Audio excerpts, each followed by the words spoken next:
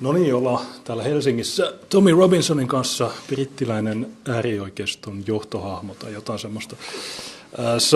Our main newspaper in this city has called you the British leader of the far right. So, do you consider yourself to be far right? No, not at all. So, in fact, everything I do, the real far right despise me. I'm known as a Zionist race-traiting shill to the real far right. Yeah. So, essentially, in Britain and with media, if you talk openly and honestly about Islam, or you criticise in any way any migration that goes against the globalist agenda, you're labelled far right. You should know. I presume you've been labelled far right? Yeah, we have been. You told me before that you went to Denmark, but is this your first trip to Finland? This is my first trip to Finland. I went last year to Lapland, which was absolutely beautiful. I took my children. And yeah, this is my first time in Helsinki, for work as such. Yeah. Yesterday we had a press conference for a documentary and you didn't show up. I've heard many versions of the story. You hurt yourself? No, I had 3 injections before I come because I'm going to the Caribbean, and the only thing I can say, it must have been an allergic reaction to that, because I must have lost about a stone yesterday, just sweat out. Okay, no. But essentially, because the reason for coming to Finland was to bring awareness to this documentary, which essentially is being censored. You watched the documentary yesterday? Yeah, we watched it. Yeah. There's nothing controversial in it, nothing of hate in it. So already now, if you look at that, your mainstream broadcasters are already censoring any moderate news that in any way has any critical view or opinion of immigration, and you don't actually have many migrants. Already it's becoming something that can't be spoken about. Yeah, it was a documentary bought by the Finnish BBC, and the funny thing is that yesterday in the press conference there was another mainstream, the same paper that called you the far right of Britain. Even that journalist was like, there's nothing controversial in this documentary. So even now they are. It's good. So it's good. And essentially, the good thing is, which I spoke with you, if I'd have come there yesterday, everything would have been about me, rather than about the documentary. And the way it's played is exactly how it should have played. Was that everyone's talking about the documentary that they've watched. There's no pressure on them to have to stand against the documentary because they want to label me as far right, or the journalists can't speak freely, or they feel pressured to. So I think that all in all, it's absolutely played its part of what we wanted, the reason why I came, or why my name was put there. Yeah, the documentary was. It started in 2015, and now the public network, the Finnish BBC, says that it doesn't follow the scenario that we bought. So this public, it doesn't show what we wanted it to show. Yeah. It doesn't show the beautiful nest of multiculturalism vipers that we had intent. Yeah, it's funny because in Britain you have the TV license thing. We used to have that, but nowadays it's mandatory. They take it on your tax report. They even us, we have to. We get a few super chats we need to pay for the. Yeah, I don't know if you just saw our panorama, the documentary. I haven't watched it yet. I'm aware of it, but so in that, I end that documentary on telling people how to not pay for your TV license, because in England. In Britain, you don't need to. And that's why you got banned from Facebook. Instantly, yeah. Because it was going viral. Probably they were getting thousands of people called them up and cancel. Essentially, we're being forced to pay for propaganda that's used against our people. We're being forced. Yeah, and the Finnish media keep saying that you got banned from Facebook and Instagram because you incited violence and hatred. Did you get any specifics from Facebook or Instagram on why you were getting banned? Which posts were against the community guidelines? No, I didn't hear anything from them. Disclosed. And then essentially, they're lying. We all know they're lying. If I would have said anything that incited violence towards anybody, I'd have been arrested just probably like in Finland, we have strict laws on incitement of hatred, racial hatred, all of these crimes. I haven't broke any of those laws. What they're calling hate is in fact truth, and because I'm not breaking any laws and I'm not committing any crimes, they can't stop me that way. I think they've seen the rise of my popularity with the public, that they are trying to work out a way of stopping it. And prison was one way, that didn't work, it completely, megally backfired on them. Then now with Panodrama, they were going to run a documentary about me that would have crucified me to the public with lies and smears. And because I exposed that, then I think they've just said get rid of him. Yeah, it's funny. Our mainstream news networks they just say that the Guardian claims that. Yeah, that's and it. And the Guardian take their lies and their quotes from groups like Hope Not Hate, who I cover in my documentary. These groups are funded by George Soros, and they operate 24 hours a day to defame and slander and attack us. So then so they work hand in hand. So when the media run the article, they then run the article quoting Hope Not Hate or these far left groups who call you Nazis, who call you this, and that you're accused to being far right. Yeah, by you, people like you. Yeah, we have also been smeared by the Hope Not Hate, and last year they tried to shut down one of our conferences, and it was funny because the conference was in Estonia, and Hope Not Hate called the place where we were having the conference, and the place just said, "Oh, thank you for your information." And because that's the difference when you go to Estonia or you go to Hungary or you go to Poland. None of those countries are yet infected. They will be, unless their leaders stand up for them. So essentially, there's not many here, but that's why you need to really form resistance to it and educate the public of the dangers before the problem's so bad that everyone's too scared to say anything. Yeah, the guy before us was from the Hungarian mainstream media. Have you ever been on Hungarian? I never have, no. But so did you notice something different? Oh, completely.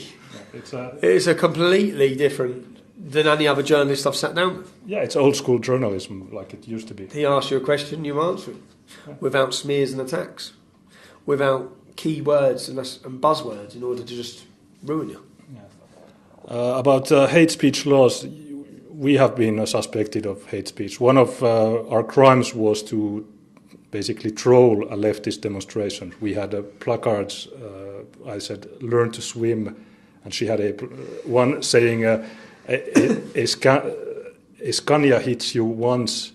The truck, Scania truck, hits you only once, but the scars of racism last forever." And the police investigated this for 2 years, and they arrested you? Yeah, I was in jail, and I've been in jail also for reporting on the street, like breaching of the peace, they call it. I've been a few days in jail, not as long as you, but we have lots of in common. Also the grooming stuff. Yeah. In our hometown in Oulu, which is 400 or 500 miles from here, up north. I published some names. I've been doing this for years. I just published the names of, because the mainstream media here, they just say a man was arrested. A man. Yeah. If you see in the UK street a man or a youth in the report, it's a migrant. Yeah. Because if it was it would say an overweight white bald man wearing this. That if he's white, he's getting described every minute of him. But yeah, it's the same in our reports. But I have heard about the rapes and the grooming in your city. Yeah. I said I'd like to visit there myself. Yeah, you're welcome. It's funny because though you didn't show up yesterday, there was a frenzy. We have also the Hope Not Hate, the Finnish version in here. It's called the Crow Network, like the bird. And if you have any tips on where the new location is, because they cancelled the first location and we got another one, and they wanted. Even then, when they cancel locations like that, it actually benefits, to a point, because it brings the main point of that documentary yesterday was to get people talking about it. By cancelling the location, it caused a stir. By main being there, it caused more of a stir. So essentially, the more speech you can have on any of these issues, the more people are free to speak about them, the more people feel open about them. And then The document maker said that had you not been invited, nobody would have talked about this. And it just would have been censored. And no, the Finnish public would not be aware that they were not being shown what's happening. They wouldn't have no idea. So I said to what he has to do now is plan to where he's going to broadcast that. But if he can't, then broadcast it outdoors on a huge screen and invite thousands to come out.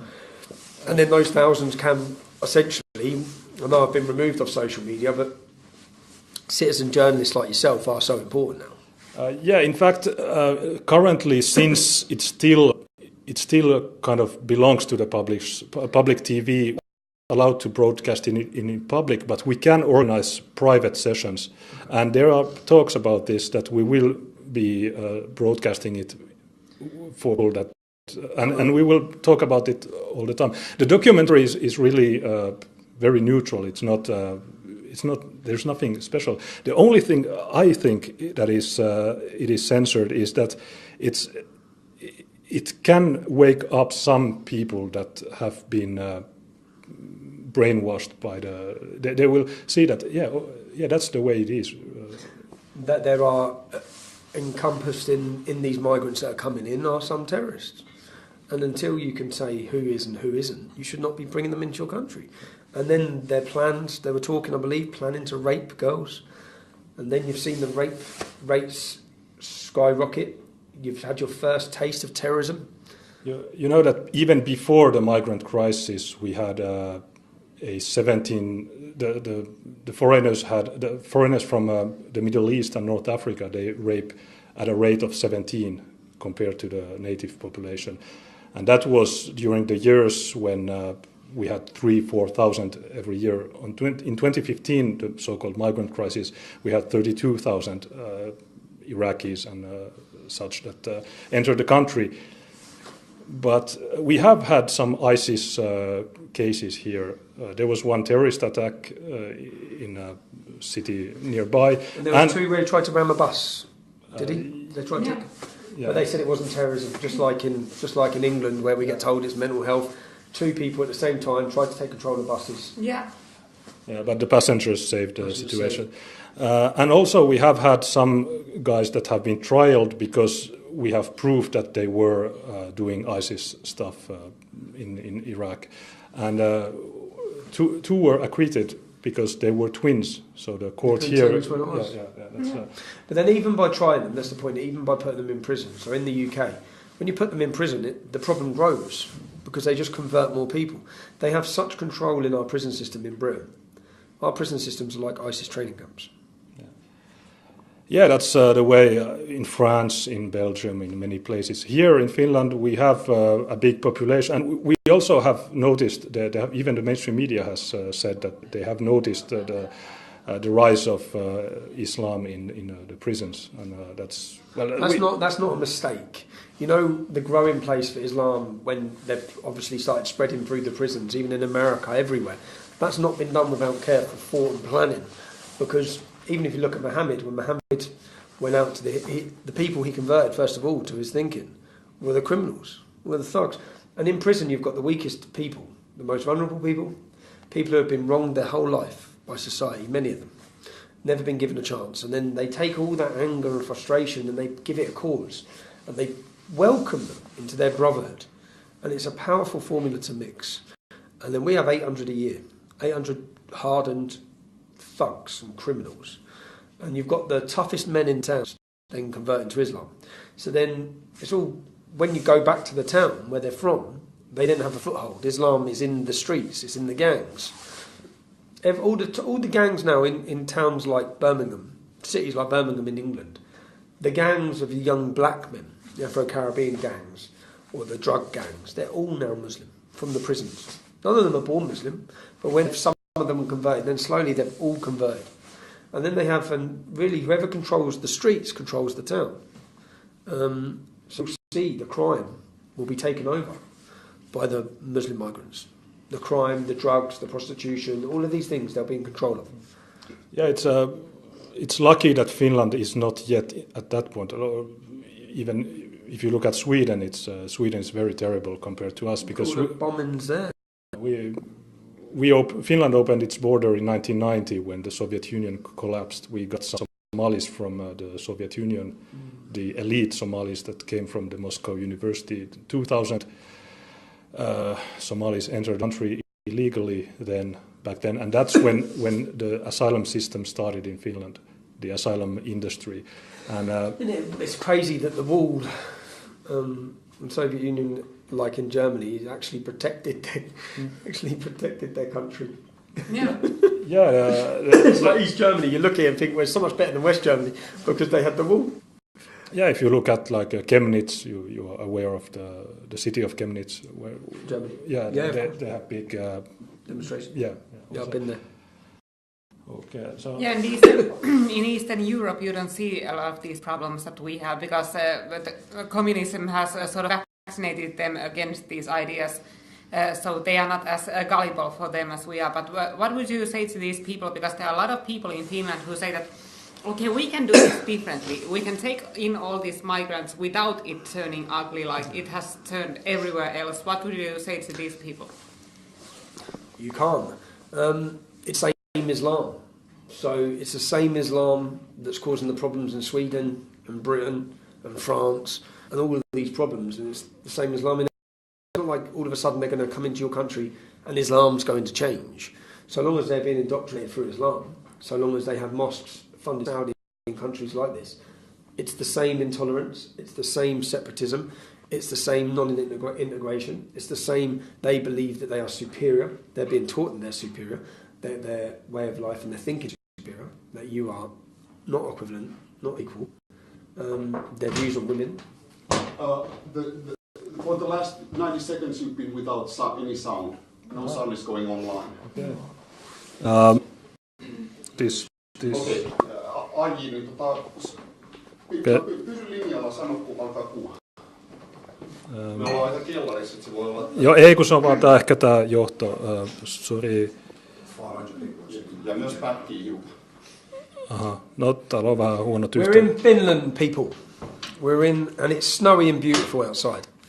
And it's a beautiful country that's not yet affected in the same way as ours. And we're sort of giving a warning shot, where in 2015 they made a documentary. They followed a migrant who came into the country. They followed a father of a young girl who lived next to the migrant. They followed all these different people. And then they told the story over a few years. And what you find is a young migrant who comes across you'll like him. People will like him as he comes across.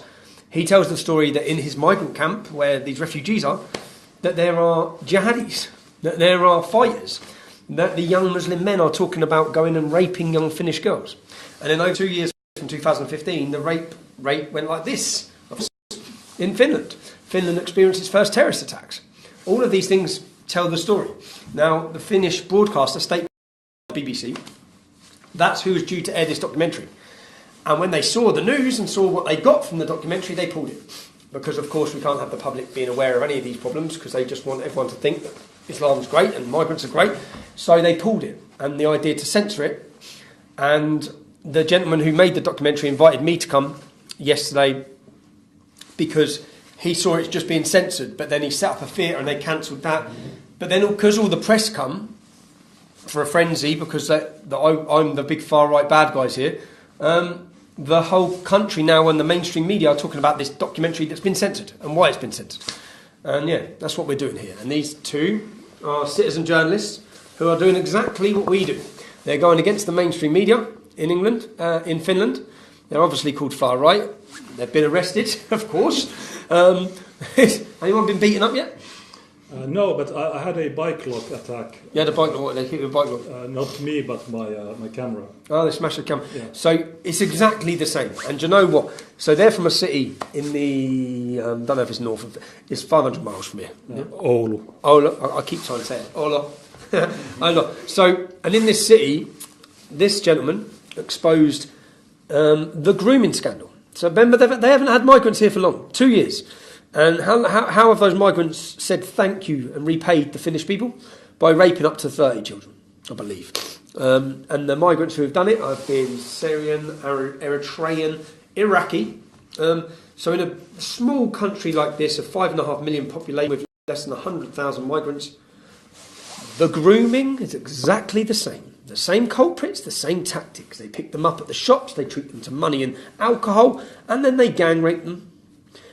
Same problems, same people, same following. So yeah, that's what we're doing here.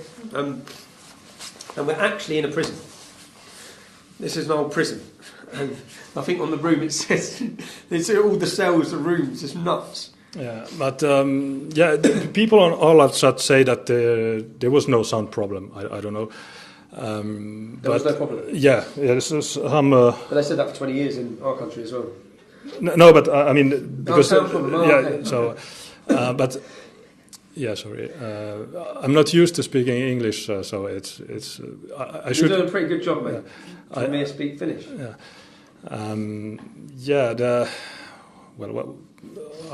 Haluatko sanoa jotain? Yeah, so what I would like our Finnish people to hear, because they most likely haven't heard all about how the grooming gang cases started to uncover in the UK. And your hometown, Luton, was in a major role in that. So would you like to give us a short version of how things went there? So growing up in Luton, so I had a cousin who was groomed, abused, raped. She woke up once with loads of bearded men when she was a child. She was found naked running through the streets by prostitutes. The prostitutes called her dad, and she was hooked on drugs then that they'd been given to her, that they've manipulated her, that they've got her onto, and the police did nothing. And it became apparent when we started the English Defence League that people we're talking to across the whole of the country are suffering these same problems, and the police are doing nothing. Now the grooming, they call it grooming. It sounds like something wonderful you do. Like you groom a dog. This is rape jihad. This is gangs of Muslim men specifically targeting non-Muslim children. And if we look at the we spoke about this for years and we warned about it. And when the Rotherham report came out, it's sort of like people sat back and thought, hold on, they're telling the truth. All the horrific horror stories that we were saying were happening and the police were allowing to happen, no one believed. Because people expect the police to do their job, they expect them to.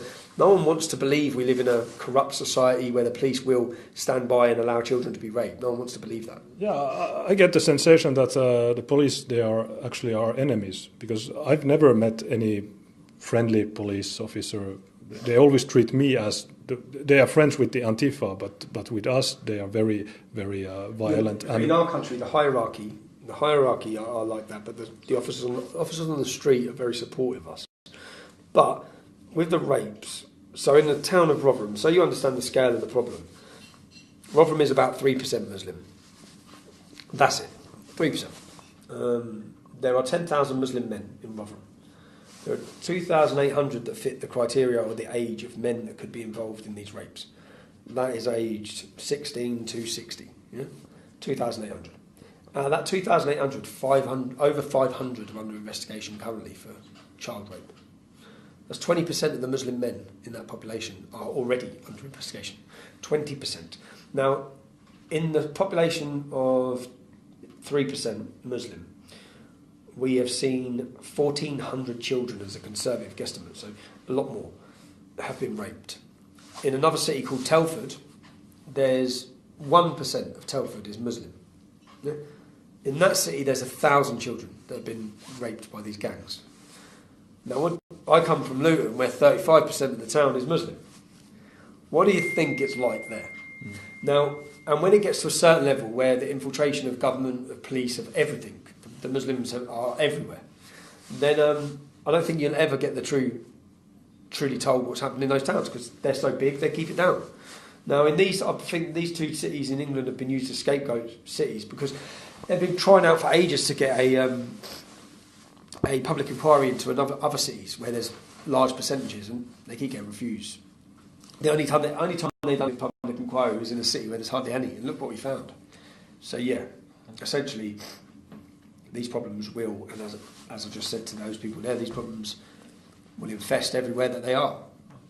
I got elected in our city council 2 years ago, and last year they were talking about the integration program of our city, and they actually send these migrants or these asylum seekers to kindergartens and schools in our hometown.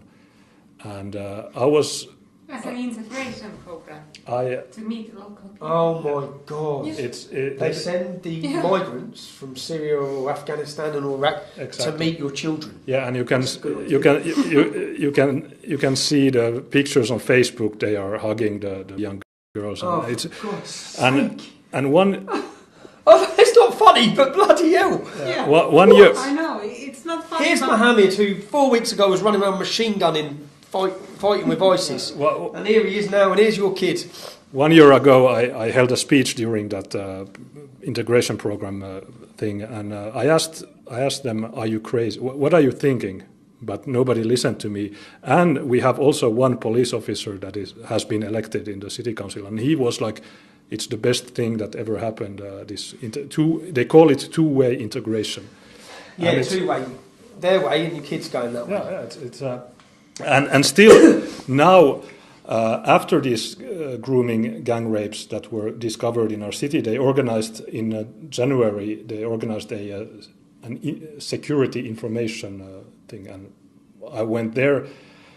And my speech was that I started my speech with, I just came from Helsinki, so this city, and in the train, one guy told me that if these migrants rape my daughter, I will kill them. I will not call the police. And I said this in front of the police that was sitting in our city council, in front of everybody. And I said, I urge everybody to do the same, because the police will not help you. And now they are... You said you've been nicked, they are investigating my speech. And it's funny because in February they ended one investigation. Yeah, and the next day I was interrogated about another incitement or. So, is it incitement, or if you're saying, essentially, if someone raped my daughter, I'd kill him. I'd kill him. Yeah. Yeah, so I don't understand how men haven't. Yeah, one of the victims in our town committed suicide. She was 14. And the parents, they are angry at me because people could connect her name because people knew it was her that were raped. Yeah. And the parents, they are angry at me. I told them, hey, I haven't raped your daughter. It's those. But you can still have parents that are so brainwashed that they are angry at us. And not the Muslim, or not the politicians that invited the Muslim. I would be angry at the politicians. Who brought him here? Yeah. Who brought this man from Syria to rape my daughter? Who brought this man? Yeah. Mate. So I'd like to come to your city.